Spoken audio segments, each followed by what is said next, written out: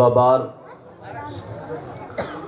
علماء اہل سنت و جماعت بالخصوص مجاہد سنیت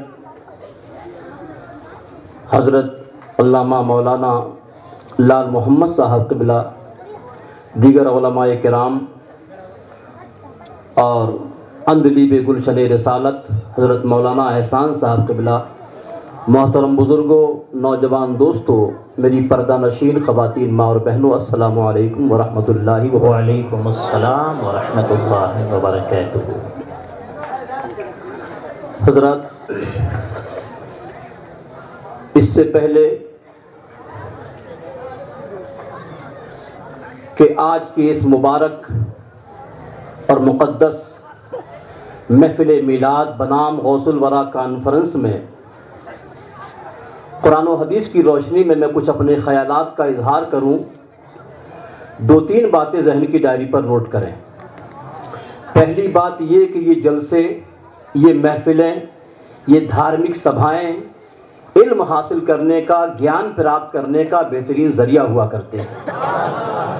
جو چیزیں مدرسوں میں، اسکولوں میں سالوں میں نہیں ملا کرتی، ان محفلوں کی برکت سے گھنٹوں میں مل جایا کرتی ہیں۔ تو ہمیں ان محفلوں میں، ان جلسوں میں، ان کانفرنسوں میں یہ مقصد لے کر آنا چاہیے، یہ ادیش لے کر آنا چاہیے، اس پرپس کے ساتھ آنا چاہیے کہ ہمیں یہاں علماء کرام سے کچھ سیکھنا ہے، کچھ حاصل کرنا ہے، اور حاصل کرنے کے بعد اسلام کے اس پیغام کو اپنے بچوں کو بتانا ہے اور دوسروں تک پہنچانا ہے۔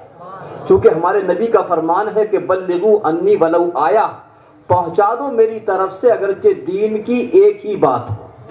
تو اگر یہاں آپ ایک بات سیکھیں تو اس ایک بات کو دوسروں تک پہنچانا یہ ہماری ذمہ داری ہے۔ اور ہمارے نبی کا فرمان ہے کہ مسلمان ایک خوشبو کی طرح ہے، مسلمان ایک خوشبو کی طرح ہے، جہاں رہے اپنی خوشبو سے لوگوں کو مہکاتا رہے۔ سبحان اللہ۔ اور مہکائیں گے کب؟ تب مہکائیں گے جب ہمارے اندر نالج کی خوشبو ہوگی، علم کی خوشبو ہوگی۔ ایک بات۔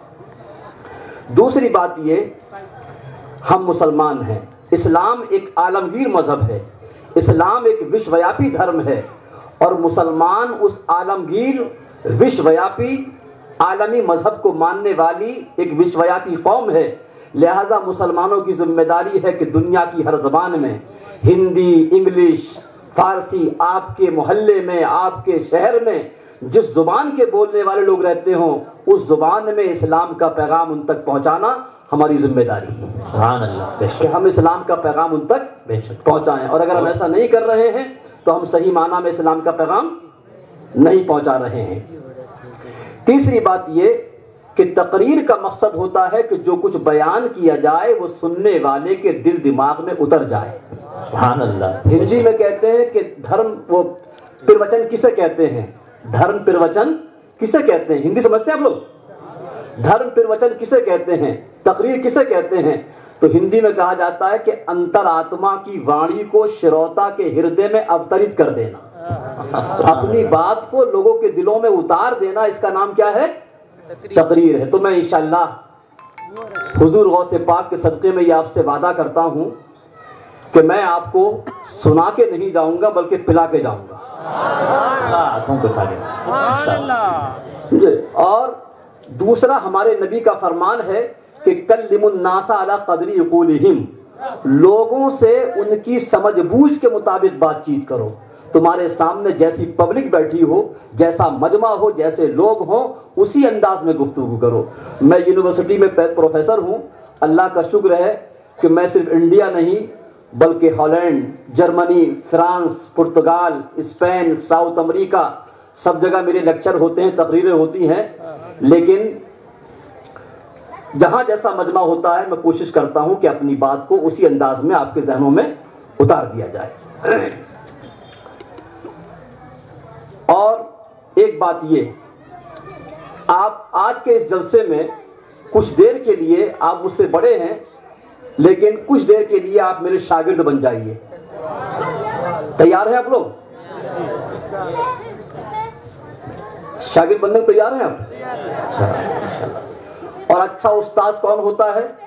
اچھا استاذ وہ ہوتا ہے کہ اپنا سبجیکٹ، اپنی بات، اپنا سبق شاگردوں کے ذہنوں میں اچھی طریقے سے اتار دے۔ تو میں انشاءاللہ، چونکہ آج سرکار دو عالم صلی اللہ علیہ وسلم اور آپ کی اولاد آل رسول حضور غوث پاک دونوں کا ذکر خیر ہے، لہذا یہ جو واقعات ہیں، کرامات تو آپ سنتے ہی رہتے ہیں۔ میں کچھ ناصحانہ پیغام، بزرگوں کی کیا تعلیم ہے، غوث پاک کی کیا تعلیم ہے، اور ہمارے نبی صلی اللہ علیہ وسلم کی کیا سیرت ہے، یہ دونوں سامنے رکھ کر گفتگو کروں گا۔ اور ایک چیز اور بتا دیجئے، مجھے پوری دنیا میں اگر آپ یوٹیوب پر دیکھیں گے ڈاکٹر نعیمی یا چترویدی، مجھے لوگ چترویدی کے نام سے جانتے ہیں، پنڈت بھی کہتے ہیں۔ تو میری تقریر دو حصوں میں ہوتی ہے، پہلے حصے میں قرآن و حدیث کی روشنی میں، اور دوسرے حصے میں ہندوستان کی مذہبی کتابوں کی روشنی میں۔ تو آپ صرف قرآن و حدیث سے سننا چاہیں گے یا دونوں سے؟ تو انشاءاللہ، چونکہ وقت بہت کم ہے، میری جب گفتگو ہوتی ہے تو 2 گھنٹے کم سے کم ہوتے ہیں، لیکن میں کوشش کروں گا کہ اپنی گفتگو کو 1 گھنٹے میں، آدھے گھنٹے میں قرآن و حدیث کی روشنی میں، صوفیاء کرام کی، غوث پاک کی، بزرگوں کی کیا سیرت ہے، ہمیں کس پہ عمل کرنا چاہیے، اور دوسرے حصے میں ہندوستان کی جو مذہبی کتابیں ہیں، وید، پران، اپنشد، ان کی روشنی میں اسلام کی حقانیت کے انشاءاللہ جلوے دکھاؤں گا۔ بس سکون سے آپ تشریف، اس لیے کہ ہم لوگ یونیورسٹی کے بولنے والے سیمینار میں آپ سے نہیں کہوں گا کہ آپ نعرہ لگائیں، لیکن بس سکون سے آپ سنتے رہیں۔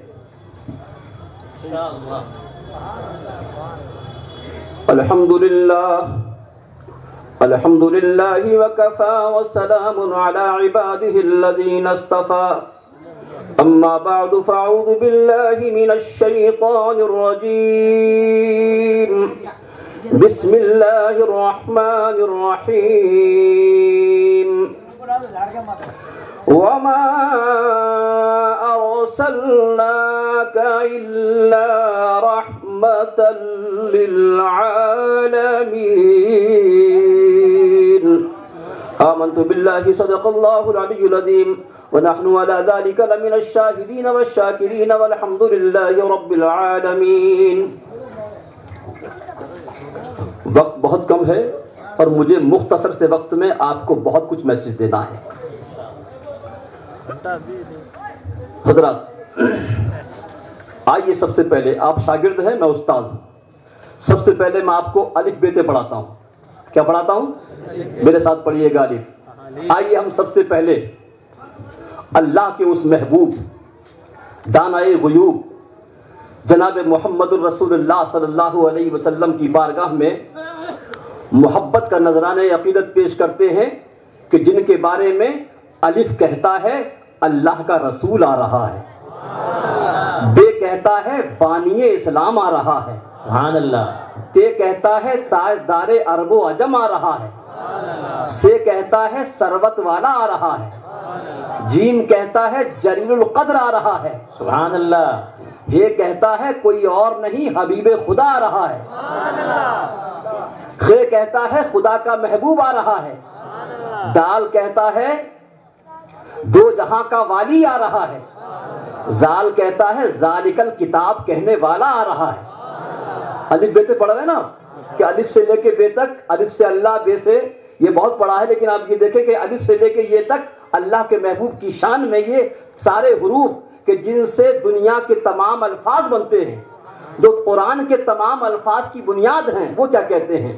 تو زال کہتا ہے کہ ذالک الکتاب کہنے والا آ رہا ہے، رے کہتا ہے رحمت للعالمین آ رہا ہے، سبحان اللہ، زے کہتا ہے زمانے کا امام آ رہا ہے، سین کہتا ہے ساقی کوثر آ رہا ہے، سبحان اللہ، شین کہتا ہے شافع محشر آ رہا ہے، سعاد کہتا ہے صاحب قابہ قوسین والا آ رہا ہے، ذات کہتا ہے ضعیفوں کا ملجا آ رہا ہے، فے کہتا ہے اور عین کہتا ہے عرب و عجم کا تاجدار آ رہا ہے، غین کہتا ہے غریبوں کا مسیحا آ رہا ہے، فے کہتا ہے فقیروں کا ماوا آ رہا ہے، سبحان اللہ، قاف کہتا ہے قابہ قوسین کا مالک آ رہا ہے، اور کاف کہتا ہے کالی کملی والا آ رہا ہے، سبحان اللہ، لام کہتا ہے لولاک کا صاحب آ رہا ہے، میم کہتا ہے محمد الرسول اللہ آ رہا ہے، محمد الرسول اللہ آ رہا ہے، نون کہتا ہے نبی المرسلین، نبیوں کا امام آ رہا ہے، سبحان اللہ۔ واو کہتا ہے والضحا، شان والا آ رہا ہے، اور یہ کہتا ہے کہ یکتا، یکتا یعنی ساری کائنات میں انوکھی شان والا آ رہا ہے، سبحان اللہ۔ تو جس اللہ کے محبوب کی شان میں الف سے لے کے یہ تک یہ تمام حروف اپنے اپنے انداز میں ان کی تعریف کرتے ہیں، آئیے ہم بھی اللہ کے اس محبوب کی بارگاہ میں محبت کے ساتھ درود پاک کا نذرانہ پیش کریں۔ اللہم صلی علی سیدنا مولانا محمد وآلہ وسلم صلاۃ و سلام علیک یا رسول اللہ صلی اللہ تعالی علیہ وسلم۔ صلاۃ و سلام یا رسول اللہ۔ تو الف سے لے کے یہ تک آپ کو یاد ہوا؟ اپنے بچوں کو پڑھائیے گا کہ الف، تاکہ اللہ کے محبوب کی محبت ان کے دلوں میں اور بیدار ہو۔ حضرات، کافی دیر سے آپ حضرت مولانا محمد احسان صاحب قبلہ سے بارگاہ رسول صلی اللہ علیہ وسلم میں نعتیہ کلام سماعت فرما رہے تھے۔ یہ خاکسار بھی نعتیں لکھتا بھی ہے، پڑھتا بھی ہے، لیکن زیادہ تر ہندی میں لکھتا ہے۔ میں ہندی کے چند اشعار پیش کروں گا، اور انہی اشعار میں صوفیاء کرام کی، غوث پاک کی اور سرکار کی سیرت کے، ان کی تعلیم کے کچھ جلوے دکھاؤں گا۔ چونکہ وقت کم ہے، مجھے بہت کچھ سمیٹنا ہے، تو میں چند شعر پڑھ رہا ہوں، اور یہ میری مجبوری ہے کہ میں جب تک نعت پاک نہ پڑھوں میری بھاونائیں جاگرت نہیں ہوتی ہیں، میرا جذبہ ایمانی بیدار نہیں ہوتا۔ کیوں نہ ہو؟ نعت پاک عاشقان رسول کے لیے باعث طہارت، سبحان اللہ۔ نعت پاک فرزندان توحید کے لیے باعث مغفرت ہے، سبحان اللہ۔ قسم خدا کی نعت پاک کا ایک بھی شعر۔ آپ حضرات کھڑے ہو جائیے، حضور پیر صاحب قبلہ تشریف لا رہے ہیں، تھوڑا سا بیچ میں رسنا آپ حضرات۔ یقیناً آج ہم اور آپ بڑے ہی خوش نصیب ہیں کہ ہمارے درمیان اولاد رسول، آل رسول، گلشن زہرا کے مہکتے ہوئے پھول، پیر طریقت، رہبر شریعت، مجاہد سنیت حضرت سید باپو سید غلام جیلانی صاحب قبلہ ہمارے سامنے جلوہ بار ہے۔ قسم خدا کی ان کے رخ زیبا کا، رخ انور کا محبت سے آپ دیدار کریں گے، دل کی دنیا روشن ہو جائے گی۔ اور حضرت جو ہم کو نصیحت فرمائیں گے، حضرت کے فرامین پر، نصیحتوں پر عمل کریں گے تو ہماری دنیا اور آخرت سنور جائے گی انشاءاللہ۔ حضرت کے رخ انور کا زیارت کرتے رہیں، اور انشاءاللہ کچھ دیر میں جو آپ کے سامنے کچھ بیان کرنے جا رہا ہوں اس کو بغور سماعت فرمائیں۔ حضرت اجازت، ایک مرتبہ درود پاک پڑھیں۔ صلی اللہ تعالی علی صلی اللہ علیہ وسلم، صلاۃ و سلام یا رسول اللہ یا حبیب اللہ یا نبی اللہ۔ حضرات، تو میں یہ عرض کر رہا تھا کہ میری مجبوری ہے کہ میں جب تک بارگاہ رسول میں نعت پاک نہ پڑھوں میری بھاونائیں جاگرت نہیں ہوتی ہیں، میرا جذبہ ایمانی بیدار نہیں ہوتا ہے۔ اور میں نعت پاک کے حوالے سے 3-4 باتیں عرض کر دوں، اس لیے کہ میں نے آپ سے وعدہ کیا تھا کہ مختصر سے وقت میں مجھے بہت کچھ آپ کو اسلام کے تعلق سے بیان کرنا ہے۔ نعت پاک ایک ایسی عظیم نعمت ہے قسم خدا کی کہ نعت پاک کا ایک بھی شعر اللہ کے رسول کی بارگاہ میں قبول ہو جائے تو ہم گناہگاروں کی نجات اور مغفرت کا سامان بن جائے۔ سبحان اللہ۔ میں نہیں کہتا، آپ نے نام سنا ہوگا مرزا غالب کا، ہے مرزا غالب ہندوستان کا بلکہ انڈیا پاکستان کا اتنا بڑا شاعر، انہوں نے مومن ایک بہت بڑے شاعر ہوئے ہیں، ان کے شعر کو دیکھ کر کہا تھا کہ مومن میرا سارا خزانہ لے لیں اپنا ایک شعر دے دیں۔ تو مومن جیسا شاعر نعت پاک کی عظمت کے تعلق سے کہتا ہے کہ اس سہارے پر پڑھی مومن نے نعت مصطفیٰ، اس سہارے پر پڑھی مومن نے نعت مصطفیٰ، حشر میں شاید نجات دائمی مل جائے گی۔ واہ واہ واہ واہ۔ حشر میں شاید نجات دائمی مل جائے گی۔ اور ایک میں اور عرض کروں، اگر اس کو حدیث پاک کی روشنی میں دیکھیں کہ نعت پاک پڑھنا کتنی عظیم نعمت ہے۔ اسلام کی تاریخ میں ایک جنگ ہے جس کا نام ہے جنگ تبوک، کیا نام بولتے رہیے آپ؟ جنگ تبوک۔ جنگ تبوک سے واپسی پر سرکار کے چچا حضرت عباس رضی اللہ تعالیٰ عنہ سرکار کی خدمت میں حاضر ہوئے، عرض کیا کہ یا رسول اللہ صلی اللہ علیہ وسلم، میں نے آپ کی شان میں نعت پاک کے چند شعر لکھے ہیں، اگر اجازت ہو تو عرض کروں؟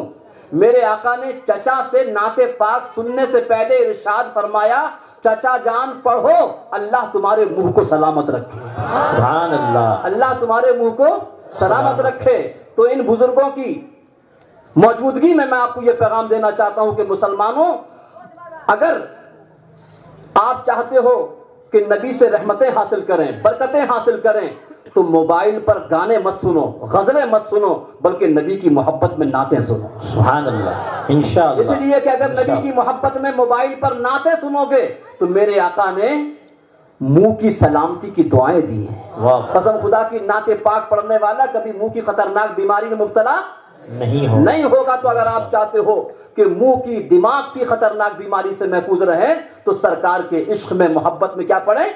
نعتیں پڑھیں۔ اور یہ مت سوچنا کہ ہماری آواز حضرت مولانا احسان صاحب جیسی نہیں، اس لیے کہ آواز بھی ایک نعمت ہوتی ہے، اس لیے کہ ہم جس نبی کی بارگاہ میں نعت پڑھتے ہیں وہاں آواز نہیں دیکھی جاتی، وہاں خلوص اور محبت دیکھا جاتا ہے۔ سبحان اللہ۔ لہذا اپنے گھروں میں نعت پاک پڑھنے کا ماحول پیدا کرو، بچوں کے اندر یہ شوق پیدا کرو۔ یہ تھوڑا چائے کا سلسلہ بند کر دیجیے بھائی کچھ دیر کے لیے۔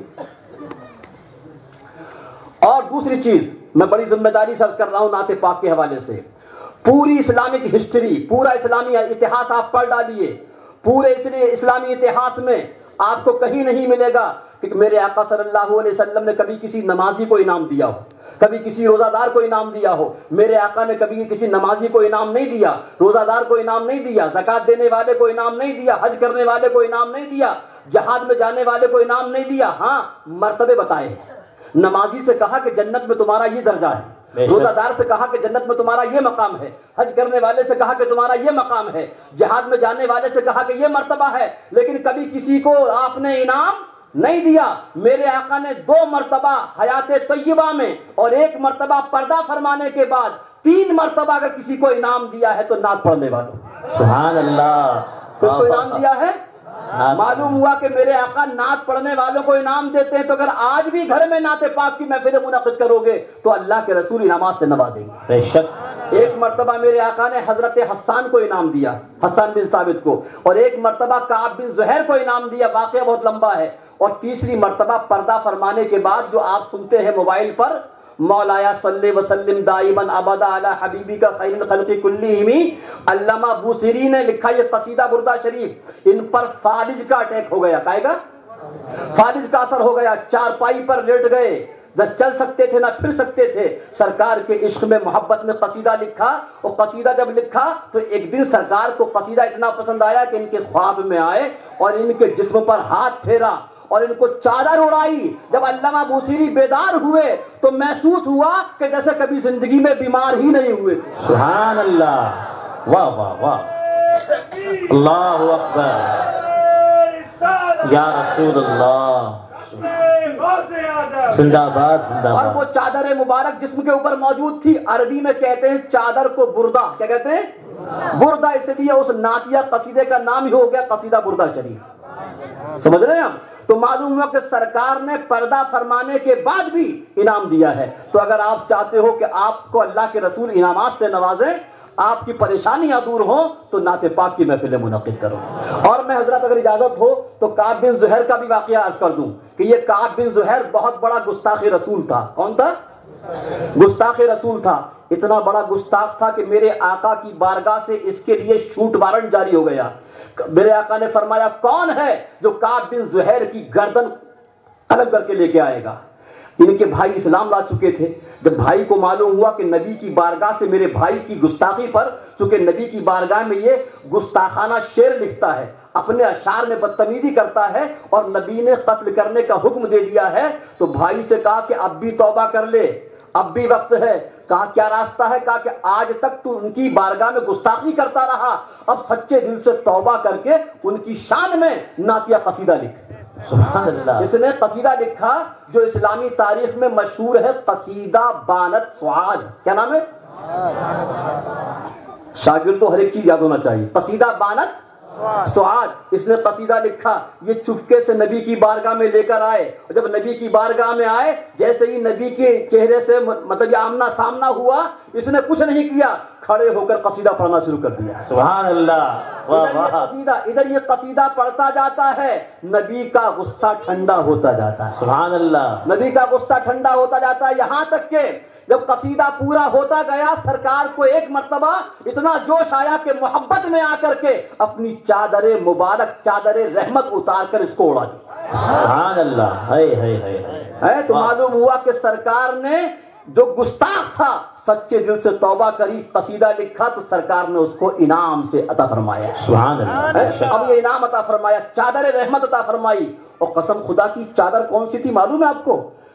مولانا روم جو ہمارے بہت بڑے صوفی بزرگ ہیں، مولانا روم نے مثنوی شریف میں ایک واقعہ بیان کیا ہے کہ ایک دن سرکار دو عالم صلی اللہ علیہ وسلم باہر سے گھر میں تشریف لاتے ہیں تو ماں حضرت عائشہ رضی اللہ تعالی عنہا فرماتی ہیں کہ یا رسول اللہ حیرت سے دیکھتی ہیں۔ سرکار کہتے ہیں کہ اے عائشہ اتنی حیرت سے کیوں دیکھ رہی ہو، اتنی تعجب بھری نگاہوں سے کیوں دیکھتی ہو؟ کہا کہ یا رسول اللہ باہر اتنی تیز بارش ہو رہی ہے اور آپ کے جسم کے اوپر بارش کے ذرا بھی اثرات نہیں، ذرا بھی قطرے نہیں۔ میرے آقا مسکراتے ہیں، فرماتے ہیں کہ اے عائشہ باہر بارش نہیں ہو رہی ہے، لگتا ہے تم نے میری استعمال کی ہوئی چادر رحمت کو اوڑھ لیا ہے، جس کی برکت سے اللہ نے تمہاری نگاہوں کے سامنے سے سارے پردے ہٹا دیے ہیں اور میرے اوپر جو رحمت کی برسات ہوا کرتی ہے وہ تمہیں رحمت کی برسات نظر آ رہی ہے۔ سبحان اللہ، واہ واہ واہ واہ، وہ تمہیں رحمت کی برسات نظر آ رہی ہے۔ تو وہ چادر رحمت جس کو حضرت عائشہ اوڑھ لیں تو سارے پردے ہٹ جائیں اور رحمت کی برسات نظر آنے لگے۔ یہ چادر میرے آقا نے اگر کسی کو دی ہے تو نعت پڑھنے والوں کو۔ سبحان اللہ، واہ واہ واہ۔ تو آپ ذرا غور کریں کہ نعت پاک کتنی عظیم شے ہے۔ اس لیے میں بارہا کہتا ہوں کہ نعت پاک محبت سے پڑھنا چاہیے، خلوص سے پڑھنا چاہیے، لیکن خدا را گانے کے انداز میں نہیں پڑھنا چاہیے، اس لیے کہ گانے کے انداز میں نعت پاک پڑھنا یہ نعت پاک کی توہین ہے۔ بہرحال یہ بہت لمبا ٹاپک ہے، کبھی زندگی رہی تو اس پہ گفتگو کریں گے۔ میں نعت پاک کے چند شعر عرض کر رہا ہوں اور یہ شاید بارگاہ رسول میں اور سادات کرام کی بارگاہ میں مقبول ہے کہ اس نعت پاک کی قبولیت نے نہ جانے مجھے کہاں کہاں پہنچایا۔ میں ہندی کے چند شعر بارگاہ رسول میں عرض کر رہا ہوں اور سرکار کی سیرت اور بزرگوں کی سیرت، غوث پاک کی سیرت کے چند مطلب کے نمونے آپ کے سامنے پیش کروں گا، آپ بغور سماعت فرمائیں اور آپ پریشان نہیں ہونا، ہندی کی چندی کر کے سمجھانا میرا کام ہے۔ آپ میں سے جو گریجویٹ طبقہ ہے وہ کون کون ہے؟ ہائی اسکول انٹرویو ہر بڑا بٹائے ماشاء اللہ، اللہ تعالیٰ آپ کے اندر اور تھوڑا حوصلہ بیدار فرمائے، آمین آمین۔ ایک مرتبہ درود پاک کروں۔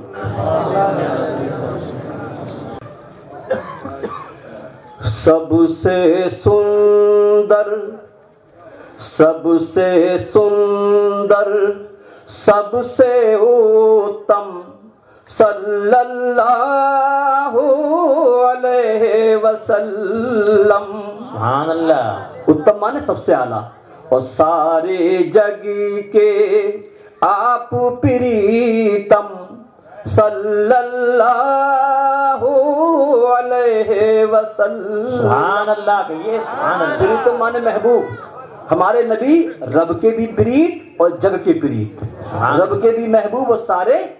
اور ملاحظہ فرمائیں کہ نبی کے چہرے سے کیسا نور نکلتا تھا، آپ کے مکھڑے پر کیسی جوتی پرکٹ ہوتی تھی۔ ملاحظہ فرمائیں کہ روشنی ایسی مکھ سے نکلے، سورج جی سے بھکچھا مانگے، بھکشا مانگے، روشنی ایسی مکھ سے نکلے، سورج جی سے بھکچھا مانگے، روپ ہے ان کا، روپ ہے ان کا بڑا منورم صلی اللہ علیہ وسلم۔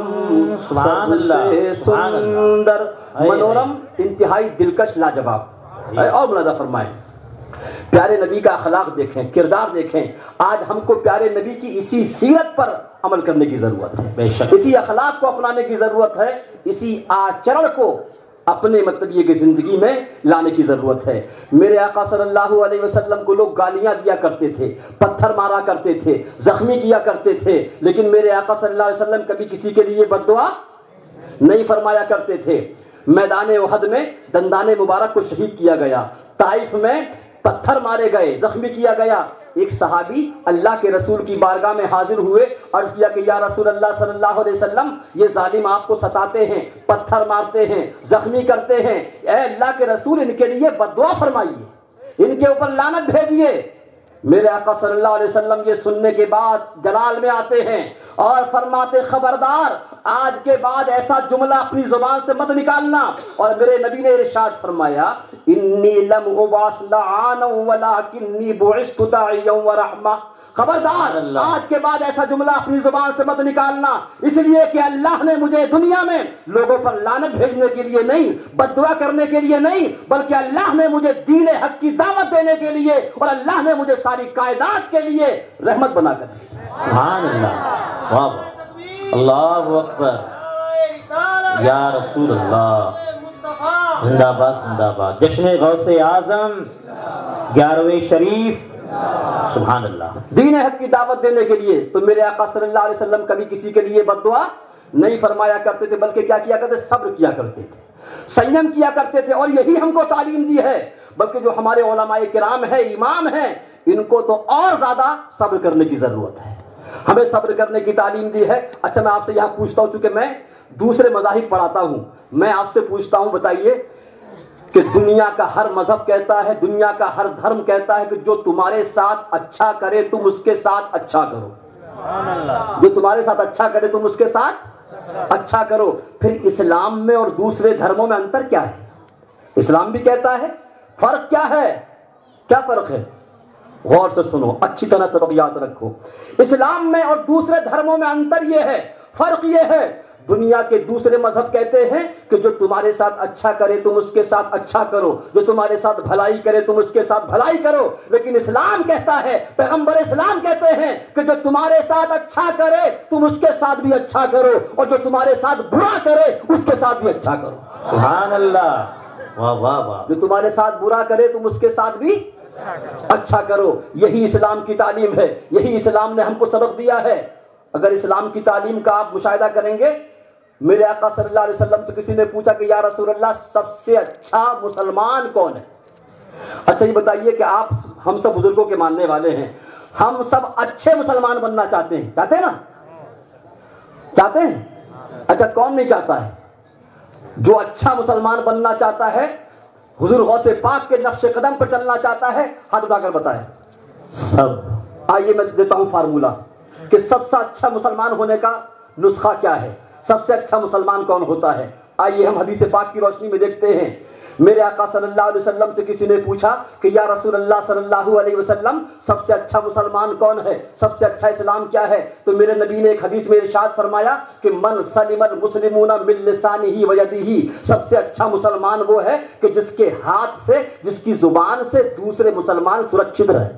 سبحان اللہ، جس کے ہاتھ سے، جس کی دوسری زبان سے کسی مسلمان کو تکلیف نہ پہنچے۔ ایک حدیث میں کسی نے پوچھا کہ یا رسول اللہ صلی اللہ علیہ وسلم سب سے اچھا اسلام کیا ہے، سب سے اچھا اسلام کیا ہے؟ تو میرے آقا نے ارشاد فرمایا کہ سب سے اچھا اسلام سلام کرنا اور بھوکے کو کھانا کھلانا۔ سبحان اللہ، سب سے اچھا اسلام کیا ہے؟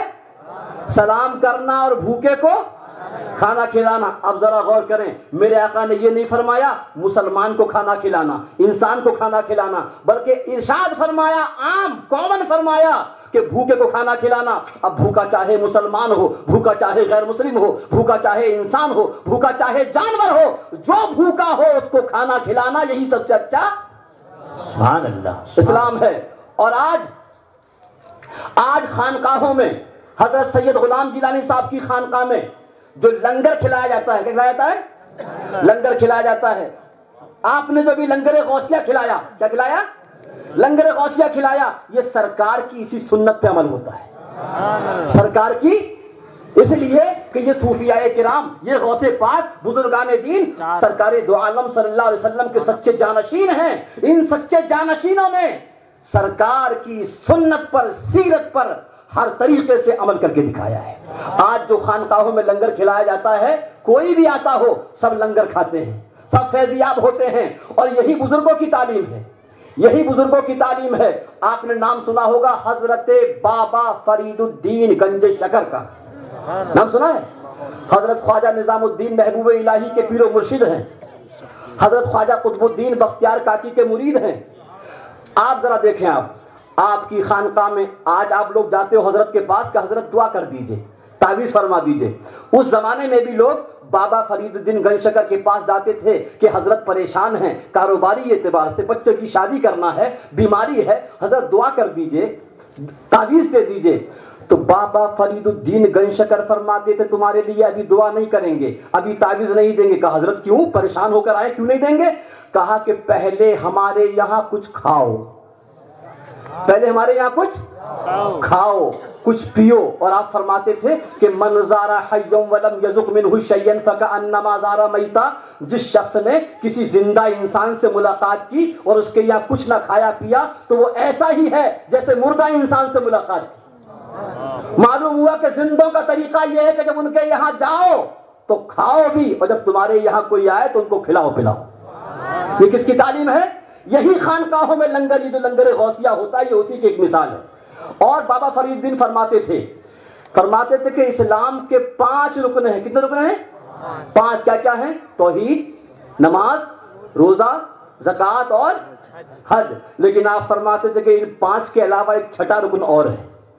ایک چھٹا رکن میں اگر اجازت دیں تو اس کو پنجابی زبان میں پڑھتا ہوں، ملاحظہ فرمائیں. بابا فرید نے ارشاد فرماتے ہیں 5 رکن اسلام دے، 5 رکن اسلام دے، 6 فریدا ٹک جے نہ لبے 6واں 5 جاندے مک، جے نہ لبے 6واں 5 جاندے مک. کہتے اسلام کے 5 رکن ہیں اور چھٹا روٹی کا ٹکڑا ہے. چھٹا روٹی کا ٹکڑا ہے. اگر یہ چھٹا نہ ملے تو یہ 5 بھی بیکار ہو جاتے ہیں. اس لیے کہ جس کو صحیح طریقے سے غذا نہ ملے، رزق نہ ملے تو عبادت میں مزہ نہیں آتا ہے. شیخ سعدی فرماتے ہیں کہ نماز کی نیت باندھتا ہوں، عرش کی سیر کرتا ہوں، آسمانوں کی سیر کرتا ہوں.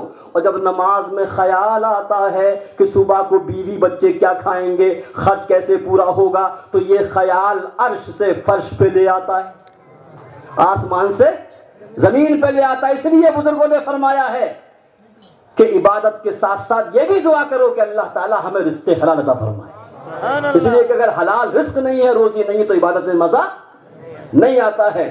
تو اسلام نے کیا فرمایا کہ سب سے اچھا اسلام یہ ہے سلام کرنا اور بھوکے کو کھانا کھلانا، جو آج ہم کرتے ہیں. لہذا اگر ہم اچھے مسلمان بننا چاہتے ہیں، غوث اعظم کے صحیح معنی میں جانثار بننا چاہتے ہیں، تو غوث اعظم کے نام پر لنگر بھی کرنا چاہیے، غوث اعظم کے نام پر لوگوں کو کھانا کھلانا چاہیے، اور خانقاہوں کی ان تعلیمات کے اوپر ہم کو عمل پیرا ہونا چاہیے. اور دوسری بات، ایک حدیث میں میرے آقا نے ارشاد فرمایا کہ سب سے اچھا مسلمان کون ہے؟ تو ارشاد فرمایا خیرکم من ینفع الناس، سب سے اچھا مسلمان وہ ہے جو لوگوں کو فائدہ پہنچائے.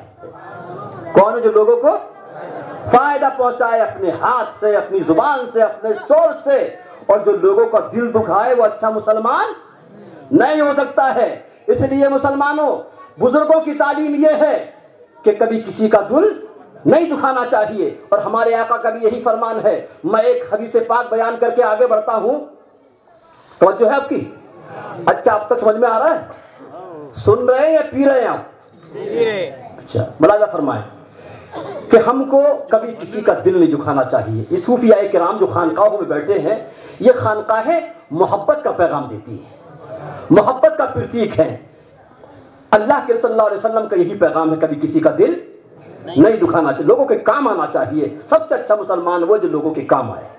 صوفیاء کرام کی بھی یہی تعلیم، غوث پاک کی بھی یہی تعلیم. اور اگر آپ غوث پاک کو دیکھیں، آپ سنتے رہتے ہوں گے غوث پاک کے بارے میں کہ غوث پاک جب بغداد کی سرزمین پر پڑھتے تھے تو آپ کی ماں آپ کے خرچ کے لیے جو بھی پیسہ بھیجتی تھی وہ سارا پیسہ آپ غریبوں پر کھانا کھلانے میں خرچ کر دیا.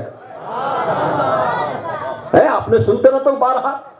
تو کھانا کھلانا غوث پاک کی زندگی میں دیکھیں گے کہ غوث پاک خود بھوکے رہتے تھے، طرح طرح کی مصیبتیں برداشت کرتے تھے، لیکن اپنے پاس سے جو بھی رقم آتی تھی خرچ کے لیے وہ سب تلاش کر کر کے غریبوں کو، مسکینوں کو کھانا کھلایا کرتے تھے.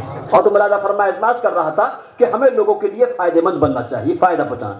حدیث پاک میں آتا ہے کہ ایک روز سرکار دو عالم صلی اللہ علیہ وسلم کا دریائے رحمت جوش پر ہے. ماں حضرت عائشہ سے کہا کہ اے عائشہ مانگو، کیا مانگتی ہو؟ آج تم جو مانگو گی تم کو عطا کیا جائے گا. آج تم جو مانگو گی تم کو عطا کیا جائے گا. حضرت عائشہ سوچتی ہیں کہ اللہ کے بعد جس نبی کا مرتبہ ہے وہ میرا شوہر نامدار ہے، سب کچھ تو میرے پاس ہے، میں کیا مانگوں؟ میرے آقا پھر فرماتے ہیں کہ عائشہ مانگو، کیا مانگتی ہو؟ اور یہ واقعہ کس نے بیان کیا ہے؟ حضرت خواجہ نظام الدین محبوب الہی نے اپنی کتاب فوائد الفوائد کے اندر بیان فرمایا کہ مانگو کیا مانگتی ہو. دوسری مرتبہ حضرت عائشہ نے سوچا کہ سب کچھ تو میرے پاس ہے، میں کیا مانگوں؟ تیسری مرتبہ پھر میرے آقا نے فرمایا کہ اے عائشہ مانگو، کیا مانگتی ہو؟ تم جو مانگو گی تم کو عطا کیا جائے گا. حضرت عائشہ سمجھ میں نہیں آتا تو عرض کرتی ہیں کہ یا رسول اللہ میری سمجھ میں نہیں آ رہا ہے، اگر اجازت دیں تو آپ کے یار غار، آپ کے دوست، اپنے ابا جان حضرت صدیق اکبر سے مشورہ کر لوں. سبحان اللہ. کہا ٹھیک ہے مشورہ کر لیجئے. اس زمانے میں سب پاس ہی پاس مکان تھے. حضرت عائشہ اپنے ابا کے پاس جاتی ہیں، سلام کرتی ہیں. حضرت صدیق اکبر پوچھتے ہیں کہ بیٹی کیسے آنا ہوا؟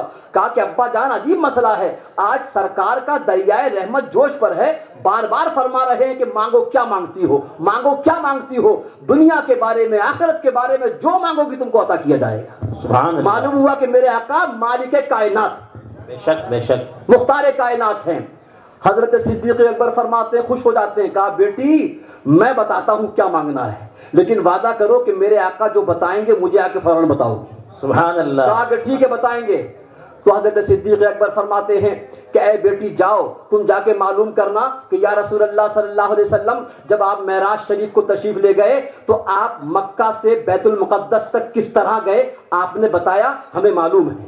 آپ بیت المقدس سے پہلے آسمان پر گئے، کس طرح گئے آپ نے بتایا ہمیں معلوم ہے.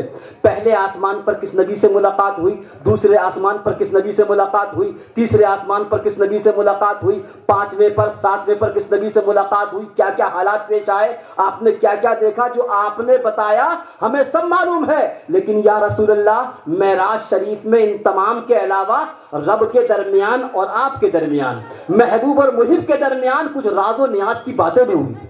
سبحان اللہ. راز و نیاز کی بے شک باتیں بھی ہوئی تھی. یا رسول اللہ ان راز و نیاز کی باتوں میں سے ایک راز کی بات بتا دیجیے. سبحان اللہ. ان راز و نیاز کی باتوں میں سے ایک راز کی بات بتا دیجیے. حضرت عائشہ صدیقہ سنتی ہے، سننے کے بعد سرکار کے پاس آتی ہیں. سرکار دیکھتے ہی مسکراتے ہیں، دلوں کے حال جانتے ہیں. سرکار مسکراتے ہیں. پوچھا ہے عائشہ معلوم کرائیں کیا بتایا میرے یار غار نے؟ جب حضرت عائشہ نے سارا واقعہ بیان کیا سرکار مسکرائے کہ میرے یار نے مانگا بھی تو کیا مانگا؟ علم مانگا. علم مانگا. کیا مانگا؟ علم مانگا. اس لیے مسلمانوں یہ علم ہماری زندگی ہے. سبحان اللہ. علم ہماری زندگی ہے، چونکہ نبی کا فرمان ہے العلم حیات الاسلام، علم اسلام کی زندگی ہے. یعنی جو علم حاصل کرتا ہے وہ زندہ مسلمان ہے، وہ جو علم حاصل نہیں کرتا ہے وہ مردہ مسلمان. بے شک بے شک حق. تو زندہ مسلمان بنو. اس کے بعد جب حضرت عائشہ نے کہا، اب سرکار سوچنے لگے راز کی بات بتا دی جائے تو راز راز، لیکن نبی کا وعدہ سچا ہوتا ہے، وعدہ کیا تھا، اور جو وعدہ وفا نہ کرے وہ مومن. میرے آقا نے فرمایا اے عائشہ سنو، اے عائشہ سنو، معراج شریف کے اندر رب کے درمیان اور میرے درمیان، محبوب اور محب کے درمیان جو راز و نیاز کی باتیں ہوئیں، ان راز و نیاز کی باتوں میں سے ایک راز کی بات یہ ہے کہ اللہ تبارک و تعالیٰ نے مجھ سے ارشاد فرمایا کہ اے نبی تمہاری امت میں جو شخص کسی زخمی دل پر مرہم رکھے گا، کسی ٹوٹے ہوئے دل کو جوڑے گا، کسی کی پریشانی میں سہارا دے گا، کسی کی مصیبت میں کام آئے گا، تو میں قیامت کے دن اس کو بغیر حساب کتاب کے جنت میں داخل فرماؤں. سبحان اللہ. نعرہ تکبیر، نعرہ مصطفیٰ، دین اسلام، جشن غوث اعظم، 11ویں شریف، میں اس کو بغیر حساب کتاب کے جنت میں داخل فرماؤں گا. یہ سنا حضرت عائشہ صدیقہ رضی اللہ تعالیٰ عنہ سرکار کی حضرت صدیق اکبر کے پاس آئیں اور پورا واقعہ بیان کیا. تو حضرت صدیق اکبر سننے کے بعد زار و قطار رونے لگے. کیا کرنے لگے؟ رونے لگے. حضرت عائشہ پریشان ہو گئی. کہا ابا جان آپ روتے کیوں ہیں؟ آپ نے تو پتہ نہیں کتنے غلاموں کو غلامی سے آزاد کرایا ہے، آپ تو بیماروں کی عیادت کیا کرتے تھے، بیواؤں کے حال چال پوچھتے تھے، آپ روتے کیوں ہیں؟ کہا کہ بیٹی تم نے سکے کا ایک پہلو دیکھا ہے، تم نے تصویر کا ایک رخ دیکھا ہے، اس کا دوسرا پہلو یہ ہے، دوسرا رخ یہ ہے کہ ایک پہلو تو یہ ہے کہ جو مسلمان کسی کے زخمی دل پر مرہم رکھے گا، ٹوٹے ہوئے دل کو جوڑے گا، کسی کی پریشانی میں کام آئے گا، بغیر حساب کتاب کے جنت میں جائے گا۔ اور دوسرا پہلو یہ ہے، دوسرا رخ یہ ہے کہ جو کسی کے دل کو چوٹ پہنچائے گا، کسی کو تکلیف پہنچائے گا، کسی کے دل کو توڑے گا، وہ بغیر حساب کتاب کے جہنم میں جائے گا۔ تو یہ میرے آقا کا فرمان ہے، یہ نبی کی تعلیم ہے۔ اس فرمان کو سامنے رکھ کر کے ہمیں زندگی گزارنا چاہیے، ہمیں کسی کی پریشانی پر خوش نہیں ہونا چاہیے۔ میں توبہ کرنا، اس لیے حدیث پاک میں آتا ہے، امام اعظم فرماتے ہیں کہ کسی کی پریشانی کو دیکھ کر خوش مت ہو، کہیں ایسا نہ ہو کہ اللہ تعالیٰ اس پریشانی کے اندر تم کو مبتلا کر دے، اس کو اس پریشانی سے نجات دے۔ بے شک بے شک۔ اور حضرات بس چلتے چلتے ایک حدیث پاک اور بیان کر دوں۔ حضرت شیخ عبدالحق محدث دہلوی رحمۃ اللہ علیہ فرماتے ہیں آپ کسی کو خوشی پہنچاتے ہیں، کسی کو خوشی پہنچاتے ہیں، اس کا انعام کیا ہے؟ آپ فرماتے کہ اگر کوئی مسلمان کسی کو خوشی پہنچاتا ہے، کسی کو خوشی پہنچاتا ہے، چاہے مال سے، زبان سے، کیسے بھی خوشی پہنچا، تو اللہ تعالیٰ اس خوشی سے ایک فرشتہ پیدا فرماتا ہے۔ سبحان اللہ۔ اگر آپ نے مہینے میں 100 خوشیاں پہنچائی تو اللہ تعالیٰ 100 فرشتے پیدا فرماتا ہے۔ اور ابھی فرشتہ پیدا ہو گیا، ابھی آپ زندہ ہیں، تو سرکار فرماتے ہیں کہ جب تک یہ زندہ ہے، فرشتہ وہ جو خوشی سے بنا ہے اس کی مغفرت کے لیے دعا کرتا رہتا ہے۔ سبحان اللہ۔ اور جب انتقال ہوتا ہے، قبر میں رکھا جاتا ہے، تو یہ فرشتہ سامنے آ جاتا ہے۔ فرشتے پوچھتے تم کیسے؟ کہا کہ میں اس کا ساتھی ہوں۔ کہا تمہارا یہاں کوئی کام نہیں؟ کہتا کہ نہیں، میں اس کو ساتھ چھوڑنے والا نہیں۔ اور یہ جو مرنے والا یہ بھی پریشان کہ یہ کون ہے جو ایسی پریشانی کے عالم میں مجھے سہارا دے رہا ہے، میرے کام آ رہا ہے؟ تو کہتا ہے تو نے مجھے پہچانا نہیں؟ تو نے فلاں انسان کو جو خوشی پہنچائی تھی، اللہ نے اس سے مجھے فرشتہ بنا دیا تھا۔ اب تو پل صراط پہ جائے گا، میں تیرے ساتھ رہوں گا، سوال و جواب کی منزل میں رہے گا، تیرے ساتھ رہوں گا، تو جہاں جہاں جائے گا میں تیرے ساتھ رہوں گا، اور جب تک تجھ کو بخشوا کر کے جنت میں داخل نہ کرا دوں میں تیرا ساتھ چھوڑنے والا نہیں۔ سبحان اللہ، واہ واہ، اللہ اکبر، یا رسول اللہ، زندہ باد زندہ باد، زندہ باد زندہ باد، حضرات زندہ باد، سبحان اللہ۔ بات بہت آگے بڑھ رہی ہے، چونکہ وقت بھی بہت کم رہ گیا ہے۔ 15 منٹ کی بات ہوگی صاحب، چونکہ بات بہرحال ایک شعر اور ملاحظہ فرمائیں، چونکہ ہے تو بہت کچھ بیان کرنے کے لیے، انشاءاللہ زندگی رہی پر بیان۔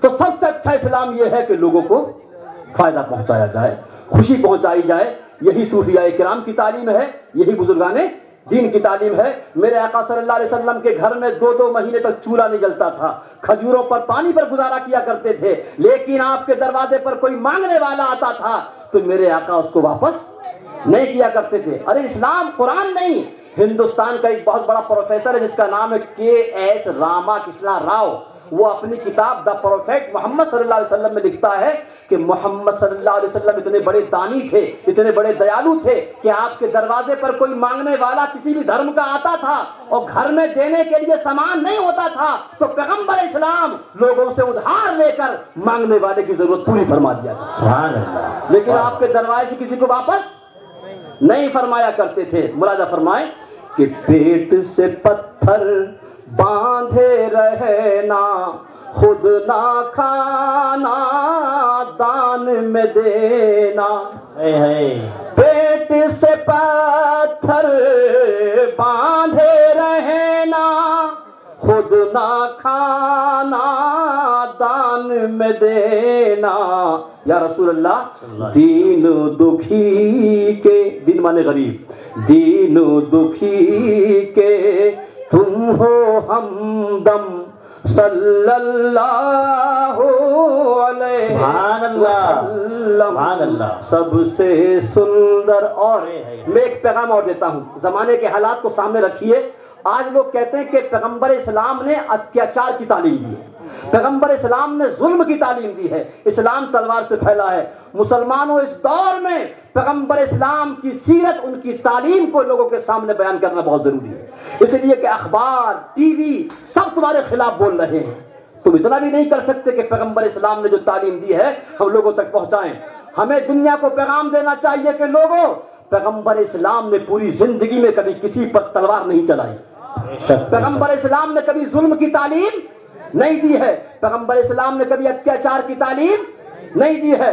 اور واقعات تو بہت ہیں، صرف 2 حدیثیں لوگوں کے سامنے بیان کیجئے کہ میرے آقا صلی اللہ علیہ وسلم نے انسان تو انسان، جانوروں کے ساتھ، پیڑ پودوں کے ساتھ بھی محبت کا برتاؤ کرنے کی تعلیم دی ہے۔ میرے آقا صلی اللہ علیہ وسلم ایک دن گھر میں تشریف لاتے ہیں تو کیا دیکھتے ہیں کہ آپ کے بستر پر بلی سو رہی ہے۔ کیا سو رہا ہے؟ انسان ہے یا جانور؟ بلی سو رہی ہے۔ خادم نے چاہا، غلام نے چاہا کہ بلی کو بھگا دیا جائے، اٹھا دیا جائے، لیکن وہ پیغمبر جو ساری دنیا کے لیے دیالو بن کر آیا، وہ پیغمبر جو ساری کائنات کے لیے رحمت بن کر آیا، فرمایا کہ لوگوں بلی کو اٹھاؤ مت، اگر اس کو اٹھاؤ گے تو اس کا چین و سکون خراب ہوگا، اس کے آرام میں خلل پڑے گا۔ تو مسلمانوں دنیا کو بتاؤ کہ جو پیغمبر جانوروں کے آرام کا اتنا خیال کرتا ہو وہ انسانوں پر کتنا بڑا مہربان، سبحان اللہ، وہ انسانوں پر کتنا بڑا مہربان ہوگا۔ اسی طرح اسلامی تاریخ بتاتی ہے کہ ایک مرتبہ میرے آقا کے اخلاق سے، محبت سے متاثر ہو کر عرب کے ایک ایسے قبیلے نے اسلام قبول کیا جو بکریاں پالتا تھا۔ کیا پالتا تھا؟ ہزاروں کی تعداد میں پورا بکریاں پالنے والا قبیلہ پیغمبر اسلام کے اخلاق سے متاثر ہو کر کیا ہو گیا؟ مسلمان ہو گیا۔ اب جب مسلمان ہو گیا تو اب ضرورت ہے تعلیم کی، ایجوکیشن کی۔ تو قبیلے کے بڑے بڑے لوگ پیغمبر اسلام کی بارگاہ میں آئے، عرض کیا کہ یا رسول اللہ، آپ کی تعلیم سے، آپ کی شکشا سے متاثر ہو کر اسلام تو قبول کر لیا ہے، اب ہماری تعلیم کا انتظام کیجئے، ہماری تعلیم کا انتظام کیجئے، شکشا کا انتظام کیجئے۔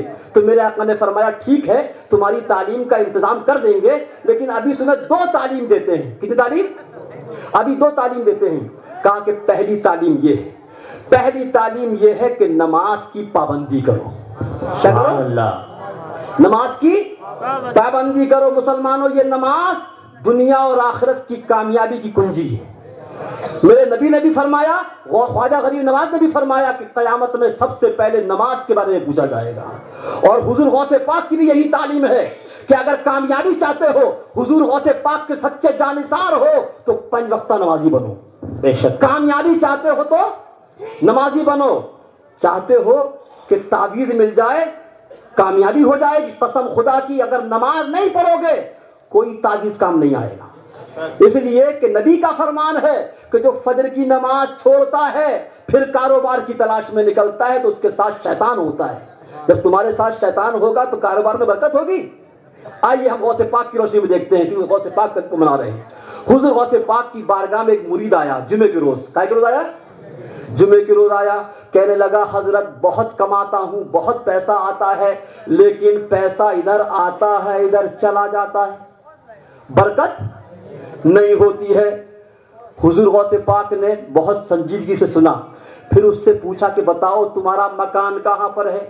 تمہارا مکان کہاں پر ہے؟ کہا حضرت میرا مکان مین راستے پر ہے، مین راستے پر ہے۔ کہا اچھا یہ بتاؤ کہ تمہارے مکان جو مین راستے پر ہے دروازے پر پردہ پڑا ہوا ہے یا نہیں ہے؟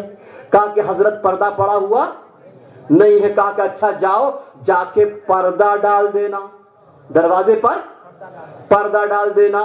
جمعے کے دن گیا ہے، پردہ ڈال دیا۔ دوسرے جمعے کو پھر آ گیا، کہنے لگا حضرت اب تو اتنی برکت ہے کہ پریشان ہوں کہ مال کہاں رکھوں، کہاں خرچ کروں، کہاں رکھوں۔ اللہ اکبر۔ 1 ہفتہ ہوا ہے۔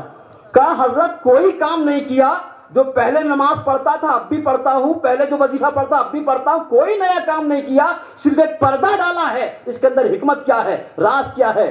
تو حضور غوث پاک نے ارشاد فرمایا چونکہ تیرا مکان مین دروازے پر تھا، پردہ پڑا ہوا نہیں تھا، جب اس دروازے سے بے نمازی گزرتے تھے اور بے نمازی کی نگاہیں تیرے گھر میں پڑتی تھیں تو بے نمازی کی نگاہ کی منحوسیت کی وجہ سے تیرے گھر کی برکتیں چلی جاتی تھیں۔ اللہ اکبر.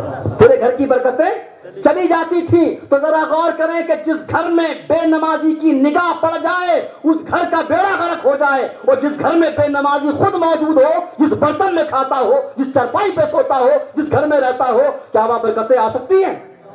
اگر غوث پاک کے سچے جانثار ماننے والے ہو تو صرف کرامتیں بیان مت کرو کہانی کی طرح, بلکہ ان کی تعلیمات کے اوپر عمل کرو. بے شک بے شک. تو حضور غوث پاک نے کیا فرمایا کہ نماز کی پابندی کرو. تو میں عرض کر رہا تھا میرے آقا نے فرمایا کہ 2 تعلیم دیتا ہوں. پہلی تعلیم کیا کہ نماز کی پابندی کرو. دوسری تعلیم یہ ہے کہ تمہارے ناخون بہت بڑے بڑے ہیں, ان ناخونوں کو کٹواؤ.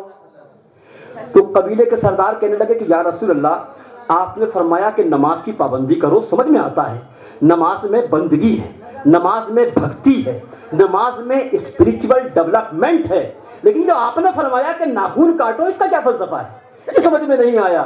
تو وہ پیغمبر جو ساری کائنات کے لیے رحمت بن کر آیا, سب کے لیے دیالو بن کر آیا, کرپالو بن کر آیا, فرمایا فلسفہ یہ ہے تم لوگ بکریاں پالتے ہو, بکریوں کے دودھ کا کاروبار کرتے ہو, بکریوں کا دودھ دوتے ہو, جب تمہارے ناخون بڑے ہوں گے اور ان بڑے ناخونوں کے ساتھ بکریوں کا دودھ دوہو گے تو تمہارے ناخون بکریوں کے تھنوں میں چبھیں گے, جن سے بے زبان بکریوں کو تکلیف پہنچے گی, اور میری رحمت کو یہ گوارا نہیں ہے کہ تمہارے ناخونوں سے بے زبان بکریوں کو تکلیف پہنچے. اللہ اکبر.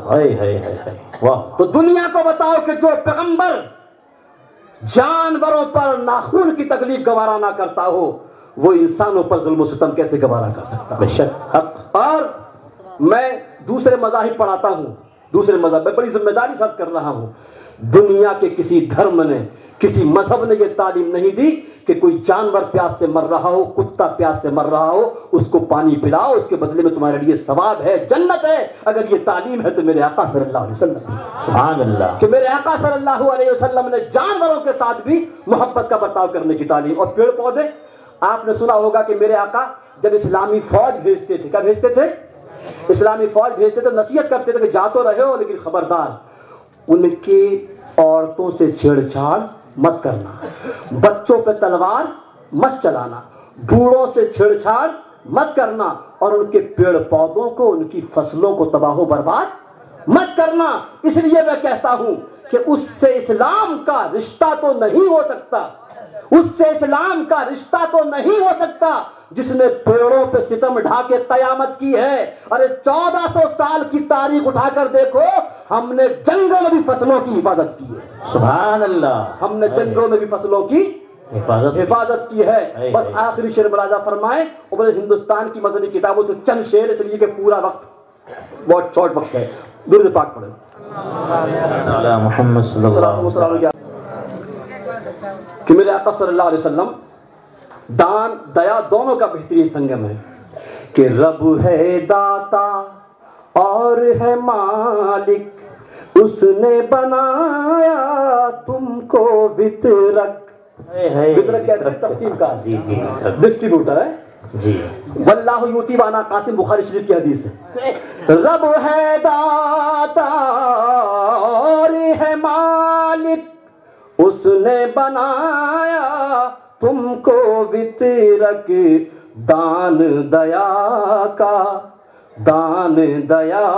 کا سندر سنگم صلی اللہ علیہ وسلم, سب سے سندر. مقطع ملاحظہ فرمائے. آخری شعر میں نے اپنی بھاوناؤں کو پرکٹ کیا ہے, اپنے جذبات بیان کیے ہیں, لیکن ہر مومن کی یہی تمنا ہونا چاہیے, دعا کریں کہ اللہ تعالیٰ ہر مومن کو یہ نعمت نصیب فرمائے. آمین. وہ کیا ہے ملاحظہ فرمائے کہ موت نعیمی جس دم آئے, کلمہ پڑھتا جگ سے جائے. آمین آمین. ادھر کلمہ ہو اور کیا ہو, موت نعیمی جس دم آئے, کلمہ پڑھتا جگ سے جائے, اور منہ سے پھریے نکلے اس دم صلی اللہ علیہ वसल्लम सबसे सुंदर दुरूद पाक पढ़ें। अल्लाहुम्मा सल्ली अला सय्यिदिना मौलाना मुहम्मद व बारिक वसल्लम। सलातो व सलाम या रसूल अल्लाह या हबीब अल्लाह। हजरत, कुरान और हदीस की रोशनी में, बुजुर्गों की तालीमात की रोशनी में जो पैगाम मैंने आपको दिया है, ये आपने सुना है या पिया है? याद रहेगा ना? हाँ, इस पैगाम को दूसरों तक पहुंचाना, यही हमारे सूफिया किराम की तालीम है और मुलादा फरमाया। हजरत, मैंने अर्ज किया था कि दूसरा हिस्सा, हजरत हम सरकार दो आलम सल्लल्लाहु अलैहि वसल्लम का मिलाद भी मना रहे हैं, उनकी चर्चा कर रहे हैं। अरे हम ही नहीं, ये अल्लाह के वो रसूल हैं कि कायनात के तमाम मजहब के बड़े बड़े बुद्धिजीवी उनकी तारीफ करते हैं। हम हिंदुस्तान में रहते हैं तो हिंदुस्तान की मजहबी किताबों में 4 वेद हैं। कितने वेद हैं? ऋग्वेद, यजुर्वेद, अथर्ववेद, सामवेद। 18 पुराण हैं। कितने हैं? 18 पुराण हैं, उपनिषद हैं। मैं तफसील से बयान नहीं करूंगा, तफसील से आपको चाहिए तो मेरी किताबें पढ़िए। ये मेरी वेबसाइट देखिए, पैगाम-ए-इस्लाम.in। बस 3 श्लोक मुलाजा फरमाएं कि पैगंबर इस्लाम को अल्लाह ने सारी दुनिया के लिए रहमत बनाकर भेजा। आपने सारी दुनिया को इंसानियत की, मानवता की, मोहब्बत की तालीम दी। यही वजह है कि हिंदुस्तान की जो मजहबी किताबें हैं, पुराण, वेद, उनमें भी आपके गीत गाए गए हैं, चर्चा की गई है। आइए मुलादा फरमाएं। एक किताब है हिंदुस्तान की पुराणों में, भविष्य पुराण। क्या नाम है? मुलादा फरमाए, भविष्य पुराण। 28 श्लोक हैं। अगर 28 श्लोक पढ़ेंगे तो सुबह हो जाएगी। सिर्फ 3 श्लोक मुलादा फरमाएं, और मैं व्याख्या भी नहीं करूंगा, सिर्फ तर्जुमा बयान करूंगा, आप समझ जाएंगे। देखिए भविष्य पुराण क्या कहता है। भविष्य पुराण कीर्ति सर्ग पर्व 3 खंड 3 अध्याय 1 श्लोक 5 श्लोक 5 और 26 और 27 मुलादा फरमाएं। भविष्य पुराण पैगंबर इस्लाम के कैसे गीत गाता है। भविष्य पुराण कहता है, ए तस्मिन अंतरे मले छाचायरण समन्विता महामद इति ख्याता शिष्य शाखा समन्विता। एक दूसरे देश के रूहानी पेशवा मार्गदर्शक अपने मानने वालों के साथ आएंगे और उनका नाम मुहम्मद होगा। सुभान अल्लाह। उनका नाम क्या होगा? मुहम्मद होगा। और मरु स्थल रेगिस्तानी इलाके में आएंगे, और मक्का कैसा इलाका है? रेगिस्तानी इलाका है। और आप जानते हैं कि जब एक जुबान का लफ्ज दूसरी जुबान में जाता है, एक भाषा का शब्द दूसरी भाषा में जाता है, तो अंतर हो जाता है। इंग्लिश में कहते हैं मोहम्मद की जगह मोहम्मद, महोमेद, और संस्कृत में क्या कहा गया? मुहम्मद। एक संत कवि मंजन हुए हैं, बहुत बड़े हिंदू कवि हैं, वो भी कहते हैं, ओ हई ज्योति प्रगट सब ठाऊं दीपक षष्ठी मुहम्मद नाऊं। कहते ओ हई ज्योत, उनकी रोशनी से प्रगट सब ठाऊं, सब कुछ रोशन हो गया। दीपक षष्ठी, इस सृष्टि, इस कायनात का के लिए मोहम्मद सल्लल्लाहु अलैहि वसल्लम का नाम जो है वो रोशन चिराग। वो क्या है? रोशन चिराग है। तो नाम क्या होगा उनका? मुहम्मद होगा। और भाषा तो दूर रहा, इलाका बदलने से जुबान बदल जाती है। आप लोग जब सफर करते होंगे, जब यहाँ से हम लोग जाते हैं, दिल्ली से सफर करते हैं लखनऊ की तरफ, तो लखनऊ तक कहते हैं चाय चाय, पानी पानी, और जैसे ही लखनऊ से आगे बढ़े, इलाका बदला, भाषा बदली। अब कहते हैं, वो आता ना वेटर, कहता चैहा पियो, पनिया पियो, पनवा खई हो। और यहाँ से दायां बायां, और जैसे ही पंजाब में घुसो तो दाएं की जगह सज्जा, बाएं की जगह खब्बा है। तो इलाका बदलने से, भाषा बदलने से जुबान बदल जाती है। तो यहाँ क्या कहा कि उनका नाम क्या होगा? मुहम्मद होगा। और आगे देखें, निशानी बताई है, बस 2 श्लोक मुलादा फरमाए। भविष्य पुराण कीर्ति सर्ग पर्व 3 खंड 3 अध्याय 1 श्लोक 25 और 26। लिंग छेदी शिखाहीन शरम श्रुधारी सदूषका उच्चलापी सर्वभक्षी भविष्यते जनामम। वो जो मुहम्मद पैगंबर आएंगे, जिनका नाम मुहम्मद होगा, रेगिस्तानी इलाके में आएंगे।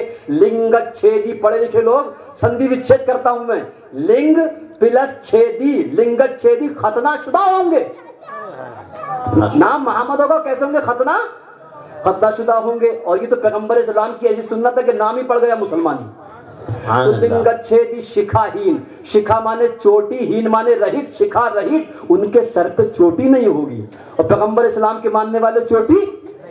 तो लिंग छेदी शिखाहीन शर्म शुरुधारी, शर्म शुरू का मतलब है दाढ़ी मूछ वाले, उनके दाढ़ी भी होगी और मूछ भी होगी। और दाढ़ी रखना पैगंबर इस्लाम की सुन्नत है, हैं?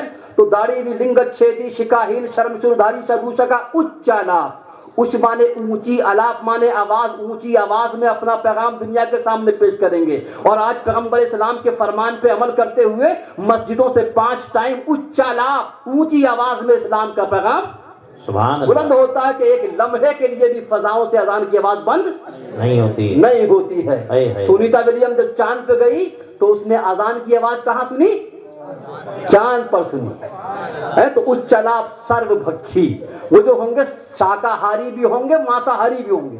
और पैगंबर इस्लाम सब्जी भी खाते थे, लौकी पसंद, चुकंदर पसंद, बेती पसंद, सब्जी भी खाते थे, और गोश्त में बकरे के बाजू का गोश्त पसंद। सुभान अल्लाह। लेकिन इस्लाम में गोश्त खाना जायज है, वाजिब या फर्ज? लेकिन जो हम पे इल्जाम लगाते हैं उनके यहाँ वाजिब है, फर्ज है, ये अलग टॉपिक है। तो वो शाकाहारी भी होंगे और मांसाहारी भी होंगे। आखिरी शेर देखें, बिना कौलम चे पशवस्तेशा भक्षया मतमम मुसले नेव संस्कारा कुशैरी भविष्यति, बिना मंत्र पढ़ा हुआ गोश्त उनके लिए हलाल नहीं होगा और उनके मानने वालों को मुसलमान कहा जाएगा। सुभान अल्लाह। और मुसलमान भी जब तक बिस्मिल्लाह अल्लाहु अकबर ना पढ़ ले गोश्त हलाल, ये किताबों में कहा गया। आइए हम चलते कबीर दास के पास। किसके पास? हमने पूछा कबीर दास तुम्हारे दोहे 8वें क्लास में, 9th में, 10th में, 11th में बहुत पढ़ाए जाते हैं, तुमने दुनिया को बहुत संदेश दिया है, जरा ये बताओ कि पैगंबर इस्लाम के बारे में क्या कहते हो? तो कबीर दास कहते हैं कि ये राज बहुत बाद में समझ में आया, हम सारी दुनिया में नजात के लिए, मुक्ति के लिए मारे मारे फिरते रहे, बाद में समझ में आया कि जिस मुक्ति के लिए, नजात के लिए सारी दुनिया में मारे मारे फिर रहे हैं, अगर नजात मिलेगी तो पैगंबर इस्लाम के चरणों में मिलेगी, मुक्ति मिलेगी तो उनके कदमों में मिलेगी। तो कबीर दास क्या कहते हैं? कबीर दास कहते हैं, कहे कबीर सुनो बैरागी, बिला मोहम्मद पार न लागी, ला इलाह का जामा कर ले, ला इलाह का जामा कर ले, इल्लल्लाह नाम है दरियाई, और अपने मोहम्मद को कर लो बरैठा, तो आत्मा पाक हुई जाई, आत्मा पाक हुई जाई। मोहम्मद अल्लाह जपते रहो, मोहम्मद अल्लाह जपते रहो, पूर्व जन्म के पाप कट जाई। यही तो इस्लाम कहता है कि जिसने सच्चे दिल से नबी का कलमा पढ़ लिया वो गुनाहों से ऐसा पाक हो जाता है जैसे आज ही अपनी माँ के पेट से पैदा हुआ है। और आगे कहते हैं, अरे कबीरवा काहे जगमा घूमत, अब्दुल्ला की महफिल माँ आई। ए कबीर तू दुनिया में काहे मारा मारा फिरता है, अगर तुझे मुक्ति चाहिए, नजात चाहिए तो पैगंबर इस्लाम के चरणों में आ, तुझे यही नजात मिलेगी। और एक कबीर दास बनारसी हुए, कौन हुए? बनारसी हुए हैं। उन्होंने दुनिया को फार्मूला दे दिया कि ये मोहम्मद सल्लल्लाहु अलैहि वसल्लम ऐसे महान पैगंबर हैं से संसार के कड़-कड़ में, कायनात के जर्रे जर्रे में उनके दर्शन नजर आते हैं, जलवे नजर आते हैं। आपने सुना होगा कि अल्लाह के नंबर है 66, मोहम्मद के नंबर है 92। कितने नंबर है? 92। बिस्मिल्लाह के नंबर है 786। तो वो फार्मूला दे रहे हैं कि दुनिया की हर चीज में मोहम्मद सल्लल्लाहु अलैहि वसल्लम के नंबर निकल के आते हैं। नंबर को कहते हैं अरबी में अदद। क्या कहते हैं? अदद। अब देखिए क्या कहते हैं, फार्मूला दे रहे हैं, नोट करिए फार्मूला। कहते हैं, अदद निकालो हर चीज के, अदद निकालो हर चीज के, कर लो चौगुन वाए, 2 मिला के 55 कर लो, 20 का भाग जगाए। 2 मिला के 55 कर लो, 20 का भाग जगाए। बाकी बचे के 9 गुण कर लो, बाकी बचे के 9 गुण कर लो, 2 उसमें और मिलाए। कहत कबीर सुनो भाई साधु, नामे मोहम्मद आए। सुभान अल्लाह। कबीर सुनो भाई साधु, नामे मोहम्मद आए। आइए हम पूछे तुलसीदास जी से, ऐ तुलसीदास तुमने रामचरितमानस लिखा है, तुम पैगंबर इस्लाम के बारे में क्या कहते हो? तो तुलसीदास कहते हैं, तुलसीदास अनकही कहते हैं, जो मुंशी नवल किशोर ने अपने यहाँ से किताब छापी दबिस्तान मज़ाहिब, उसने बयान किया कि पुराने ज़माने में जब भारतवासी का आखिरी अंतिम समय आता था तो उसको चारपाई से उठा के ज़मीन पे लिटा दिया करते थे और चुपके चुपके कान में कहते थे अनकही। वो अनकही क्या मुराद फरमाए। कहते हैं तुलसीदास لا الہ ہرنی پاپن لا الہ ہرنی پاپن الا الہ پرم پدم جنم بیکھنڈ پر ابنیو تو جپے نام محمدم. لا الہ کہنے سے پاپ مٹ جاتے ہیں، الا الہ پرم پدم، الا اللہ کہنے سے پرم پدوی اونچا مقام مل جاتا ہے. اے مرنے والے، اگر سرگ میں بیکھنڈ میں پیراڈائز میں جانا چاہتا ہے تو جلدی سے محمد کا نام جپ. آئیے گرو نانک سے پوچھتے. گرو نانک کہتے ہیں کتھے نور محمدی ڈٹھے نبی رسول نانک قدرت دیکھ خود ہی گئی سب بھول. یہ کیسا نور محمدی ہے کہ اس کے جلوے دیکھ کر نانک اپنا آپا کھو بیٹھا. اور گرو گرنتھ صاحب کے اندر یہ شعر ایسا بیان کیا ہے جو گستاخان رسول کے لیے درس عبرت ہے. کہتے ہیں گرو گرنتھ صاحب کے اندر اٹھے پہر بھوندا پھرے اٹھے پہر بھوندا پھرے کھاون سندڑے سول دوزخ پوندا کیوں رہے جہاں چت نہ ہوئے رسول. وہ شخص دنیا میں آخرت میں لوک میں پرلوک میں آٹھوں پہر بھٹکتا پھرے گا جس کے دل میں محمد صلی اللہ علیہ وسلم کی محبت نہیں ہوگی. تو حضرات پیغمبر اسلام ساری دنیا کے لیے رحمت بن کر آئے، محبت کا پیغام لے کر آئے. آپ نے ارشاد فرمایا کہ دنیا کے تمام لوگ اللہ کا کنبہ ہیں اور اللہ کو سب سے پیارا وہ ہے جو اس کے کنبے کے ساتھ اچھا برتاؤ کرے.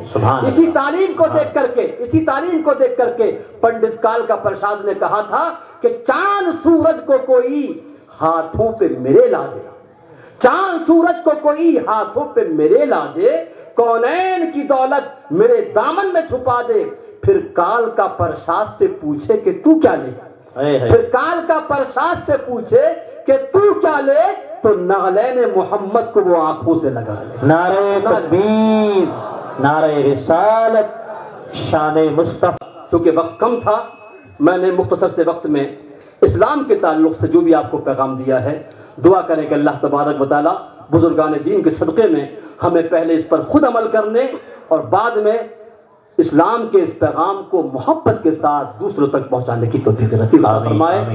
اور میری گفتگو کے درمیان کوئی لفظاً مانن قصداً سہواً غلط جملہ نکلا ہو میں توبہ کرتا ہوں. استغفر اللہ الذی لا الہ الا هو الحی القیوم واتوب الیہ. اور میں پڑھتا ہوں لا الہ الا اللہ محمد رسول اللہ. السلام.